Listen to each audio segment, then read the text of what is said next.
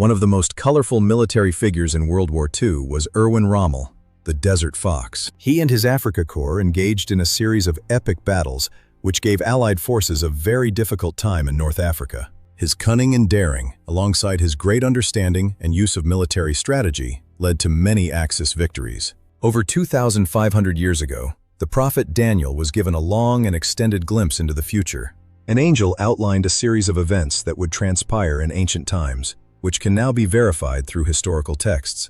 The prophecy subsequently leaps significantly forward to an end-time period when a serious conflict occurs between the king of the north and the king of the south. At the time of the end, the king of the south shall attack him, and the king of the north shall come against him like a whirlwind, with chariots, horsemen, and with many ships. And he shall enter the countries, overwhelm them, and pass through.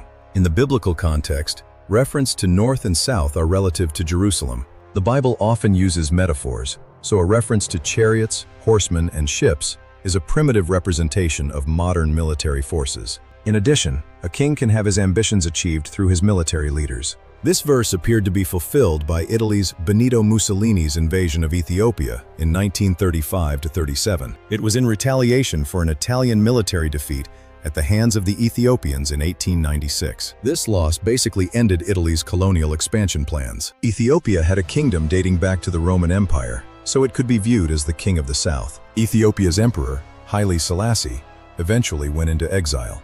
The next verse states, "He shall also enter into the glorious land, and many countries shall be overthrown. These shall escape out of his hand: Edom, Moab, and the prominent people of Ammon." This could have been fulfilled if Rommel and his forces managed to break through British lines in Egypt, venture into the Middle East, and subsequently enter what was then commonly known as Palestine. The vast energy resources of the Middle East, even back then, were seen as a major prize. However, that ambition never materialized, as Rommel became gradually depleted in terms of men, equipment, and supplies. Despite his brilliance, it couldn't overcome his weakening military. Hence, this prophecy wasn't fulfilled, yet. It also raises serious doubts about whether Daniel 11:40 was actually fulfilled by Mussolini, or if it's still pending. The king of the north likely correlates with the beast and appears to emanate from Europe.